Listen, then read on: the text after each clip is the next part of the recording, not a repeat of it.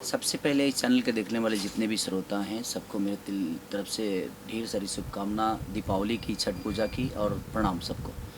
सबसे बड़ी बात कि देखिए कॉन्सेप्ट होता है जो ये कॉन्सेप्ट आज से नहीं, मुझे लगता है कि 2-3 साल पहले 4 साल पहले से ये कॉन्सेप्ट हम लोग के दिमाग में था, जिसके राइटर मनोज कुशवाहा जी हैं।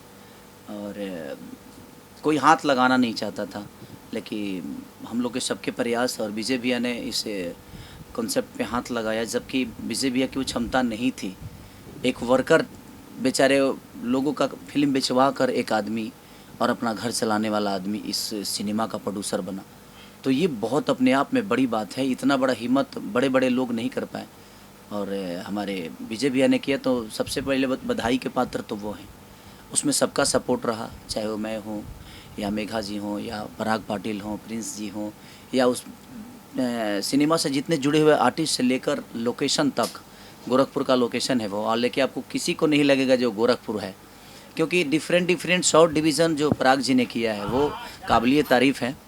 और जहाँ तक ट्रेलर, मुझे भी मेरा डोली सजा के रखना का ट्रेलर इस साल में बहुत ज़्यादा, मुझे लगता है कि इधर 2-3 साल में ट्रेलर का रेशियो किसी का ऐसा नहीं रहा। मेरे ही फिल्मों का, कई सारी फिल्मों का नहीं रहा, लेकिन डोली सजा के रखना का भी बहुत, एक 1 डे शायद 35 लाख लोगों ने देखा था उसको।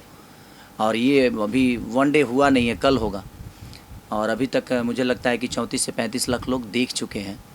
और लोगों का प्यार हर दिन बढ़ ही रहा है, इस पे हर घंटे बढ़ रहा है। तो जब एक डिफरेंट फिल्म आदमी बनाता है तो एक रिस्क कवर भी होता है कि पता नहीं लोग देख पाएंगे नहीं देख पाएंगे।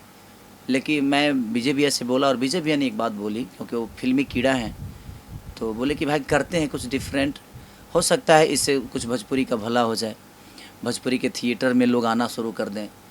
तो हमने कोशिश की है और डिफरेंट कहानी और आस्था में, मुझे लगता है कि यूपी बिहार से ज़्यादा आस्था किसी प्रदेश में नहीं होती है, तो और किसी देश में नहीं होती है, क्योंकि हमारे यहाँ हर रिश्ते का एक पर्व है, त्यौहार है, हम रिश्तों को त्यौहार से जोड़ देते हैं। तो मुझे लगा कि नहीं, ये त्यौहार हमारी भोजपुरी के लिए तो बहुत बड़ा त्यौहार होता है हमारे लिए, छठ पूजा। और छठ पूजा में जिनकी जिनकी आस्था नहीं है उनको जगाने के लिए कि छठ माँ का महिमा, सूर्यदेव का महिमा क्या होता है, पता सबको है, लेकिन हम सिनेमा के माध्यम से जो नहीं जानते हैं उनको भी बताना चाहते हैं। क्योंकि आजकल की जनरेशन जो है अपने गांव से बहुत दूर रहती है और उसको छठ की महिमा तक पता नहीं होता। तो हमने कोशिश की है कि अपने संस्कार को, अपने पर्व को, अपने त्यौहार को अपने सिनेमा के माध्यम से उन तक पहुंचाया जाए और लोगों का जागरूकता इस मुहिम से हो। तो एक मुहिम की तहत है ये, बोल रहा था बोल। और भैया इस तरीके की जो फिल्में आती है जो बहुत कम बनती है, रिस्क फैक्टर नहीं होता है कि यदि फिल्में ना चली तो? क्योंकि इस तरीके की जो एक कहते हैं ना पूजा पाठ वाली फिल्में लोग नकार देते हैं, आपको लग नहीं रहा था कि ये रिस्क वाली फिल्म है और लेकिन रिस्पॉन्स अच्छा है? हाँ, वही चीज़ें में हम बोल रहे हैं ना कि देखिए वही रिस्क लेना तो आज लोगों को अच्छा लग रहा है ना, कि डिफरेंट, देखिए आप रिस्क लेंगे तभी डिफरेंट आप कर पाएंगे। कोई भी आदमी जब लगातार छक्का मारता है ना, तो वो दुनिया के नज़र में एक ही दिन में हाईलाइट हो जाता है और एक ही दिन में अपनी अहमियत बता देता है कि हाँ मेरे पास स्टॉक है खेलने का।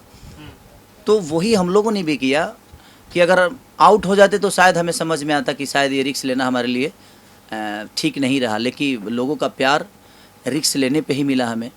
तो मुझे लगता है कि अब आने वाले भविष्य में, समय में, हर वो आर्टिस्ट, हर वो हीरो, हमारे भोजपुरी के जो भी लोग हैं, जो दिग्गज हैं, जो हमारे आसपास के हैं, जो भी हमारे भाई काम कर रहे हैं, दिनों रात मेहनत सब लोग कर रहे हैं, तो वो भी अगर रिस्क लेंगे तो शायद ये बेहतर चीज़ें होगी। लेकिन हमें सबसे पहले बदलाव एक्टिंग पे देना चाहिए कि जिस हिसाब के हमारा कॉन्सेप्ट है उस हिसाब से हमारी बॉडी लैंग्वेज, उस हिसाब से हमारी डांस, उस हिसाब से हमारा लुक। सिर्फ हम एक आवारा हैं, हमारे भोजपुरी में प्रॉब्लम यही होती है, या तो हम कोई राजा के बेटा हो जाते हैं और नहीं तो हम आवारा लड़के होते हैं।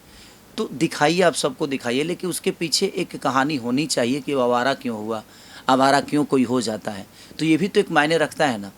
तो हमने कोशिश की है। और जहाँ तक लुक का, मुझे लगा जब मैं वो लुक लिया तो मुझे लगा जी पुराना खेसारी लाल यादव, जब मैं 2008 में या 9 में मेरी बाल भी ऐसे ही घुंघराले होते थे, और आज भी मेरे बाल जब बढ़ते हैं तो घुंघराले हो जाते हैं।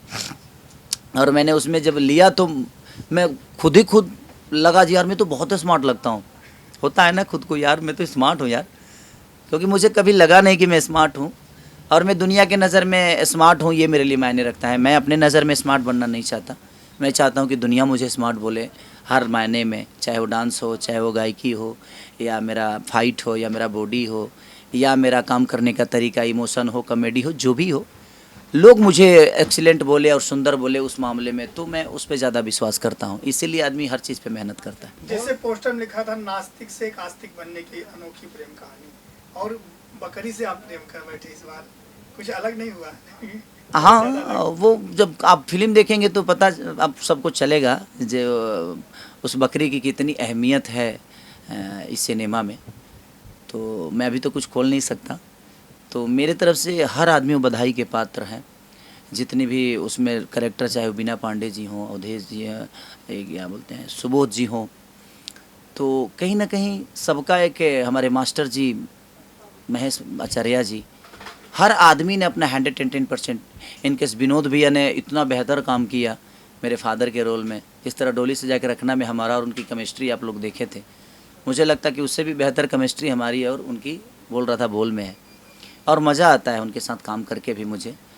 तो हमारे भोजपुरी के सारे लोग बहुत अच्छे एक्टर हैं। अब उनके साथ काम करने पे एक चैलेंज भी हो जाता है, क्योंकि वो लोग सीनियर हैं हमारे।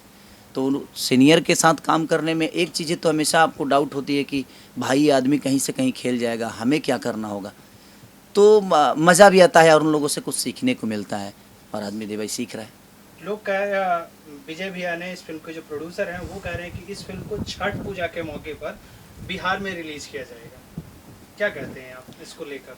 क्योंकि छठ का बहुत महिमा है उस सिनेमा पे, और छठी मैया का एक आशीर्वाद है हम लोग, और छठ पे रिलीज़ हो रही है इसीलिए क्योंकि हमारे यहाँ कहीं ना कहीं छठ महान पर्व माना जाता है, इसीलिए बिहार में छठ पे रिलीज़ हो रही है। और छठ से जुड़ा हुआ वो पूरा सिनेमा है, तो लोगों को अच्छा लगेगा। एक नास्तिक से आस्तिक बनने वाला आदमी कैसे छठ की महिमा को अपना लेता है, और उसके जीवन में छठ सबसे बड़ा हो जाता है। किस तरीके से देखते हैं? सुपरस्टार और भी आ रहे हैं, क्योंकि विजय भैया ने कहा है कि भाई जिस पे जिगरा होगा वो सिनेमा घर में टंगेगा। क्या लगता है आपकी फिल्म चैलेंज देगी बॉक्स ऑफिस पर? क्योंकि रिस्पांस मैं जब थिएटर पे कवर करता हूँ तो वहाँ पे खेसाड़ी नाम का लोग टैग बनाते हैं, कहते हैं कि भाई फिल्म चाहिए तो खेसाड़ी की, लेकिन कुछ और लोग हैं इस लाइन में कि छठ पूजा में वो भी आ रहे हैं। खेसारी लाल यादव वो भी मेरे अपने ही हैं, वो भी हमारे भोजपुरी के बेटा हैं। तो सब लोग के चले, मैं देखिए मैं किसी को चैलेंज में नहीं रखता। सच पूछिए तो मैं किससे लड़ूं? अपनों से लड़ना मुझे नहीं आता, और मैं कभी अपनों से लड़ा नहीं। हाँ, जहाँ कहीं बात विवाद हो जाती है तो बात अगर पिता एक पुत्र को बोलता है, चाहे पुत्र अगर पिता को बोलता है, तो बातें तो वहाँ भी हो जाती है, वहाँ भी थोड़ी सी अनबन होती है, क्योंकि सवाल जब आते हैं तो जवाब तो आदमी देगा ही, चाहे वो कोई भी हो, चाहे वो पिता हो या पुत्र हो, या पुत्र हो या पिता हो। तो हर आदमी का एक होता है, अपना जरिया होता है। तो मैं किसी से लड़ने के लिए नहीं, मुझे लगता है कि भोजपुरी को बड़ा करने पे हमारा ज़्यादा फोकस होना चाहिए, और हम बेहतर हैं ये हमें बताने की ज़रूरत नहीं है, लोग खुद ही बता देंगे कि कौन कितना बेहतर है।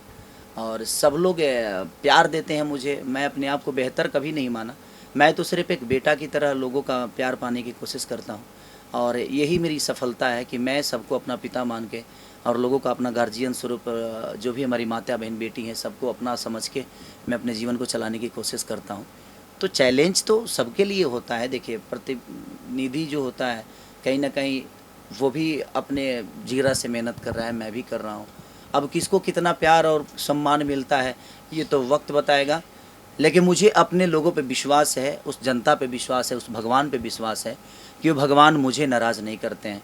बाकी क्या होता है वो तो आने वाला वक्त बताएगा। सेंटर पे जब हम लोग रिव्यू करते हैं तो एक सवाल पूछा जाता है, बार बार दागा जाता है कि खेसारी लाल यादव थिएटर में प्रमोशन करना बंद कर चुके हैं, वो नहीं आते। इसको लेकर मैं काफ़ी बार झूठ बोल चुका हूँ, मुझे सुनना पड़ जाता है कि भाई खेसारी जी क्यों नहीं आ रहे। इसको लेकर रिएक्शन नहीं, उसका रीज़न है भाई कि हम नहीं जा पाते हैं, क्योंकि थिएटर में हम जाते हैं तो इतनी भीड़ और क्राउड हो जाती है कि वहाँ का प्रशासन हमें सपोर्ट नहीं कर पाता है, और प्रशासन सपोर्ट नहीं करता है तो कुछ उल्टा सीधा चीज़ें हो जाती है, किसी को चोट लग जाती है फ़ोटो सेल्फी लेने के चक्कर में। तो इसकी वजह से आज की डेट में आदमी थिएटर जाना बंद कर दिया है, क्योंकि वो हमें पुलिस प्रशासन का सपोर्ट नहीं मिलता है। अब प्रशासन हमारे लिए 1.5 घंटा तो बैठेगा नहीं, हमारे सिनेमा के लिए तो आएंगे नहीं। भाई बिहार की प्रशासन है तो उसका अपना भी तो काम है, तो उसमें भी हम दबाव नहीं दे सकते हैं। लेकिन जिस दिन बिहार सरकार सिनेमा को लेकर, इंटरटेन को लेकर सक्रिय होगी, तो मुझे लगता है कि हम बहुत जल्दी सबसे मिलने की फिर से कोशिश करेंगे और फिर से जाकर और लोगों का प्यार और नज़दीक से जाकर उनके बीच में सिनेमा देखकर हम अपना सिनेमा का एंजॉय करेंगे। छठ पूजा के लिए कोई मैसेज देना चाहेंगे बोल राधा बोल के लिए? बस मैं आप सबसे यही कहना चाहता हूँ कि आप अपना प्यार और आशीर्वाद बोल राधा बोल को इतना दीजिए कि हमारी आस्था है उसमें, अब हमारी आस्था कभी कमज़ोर नहीं हुई है। और जहाँ तक छठ पूजा का सवाल है, छठी मैया का आशीर्वाद जिसको भी मिला है वो बहुत बड़ा बना है। तो बस छठी मैया की गुणगान से एक नास्तिक से आस्तिक बना है कैसे, छठ के महिमा की वजह से। आप ज़रूर देखिए, तब समझ में आएगा कि हमारी छठ की महिमा क्या है। तो प्लीज़ आप अपना प्यार और आशीर्वाद बोल राधा बोल को जरूर छठ दीजिए। पूजा कहाँ कहाँ लग गई है? अब तो हम डिस्ट्रीब्यूटर, हमारी शायद निशांत जी डिस्ट्रीब्यूटर हैं इसके, तो निशांत भाई से हम पूछ के अपने इंस्टाग्राम पे शेयर कर देंगे। आप लोग देख लीजिएगा कि हमारी सिनेमा कहाँ कहाँ लग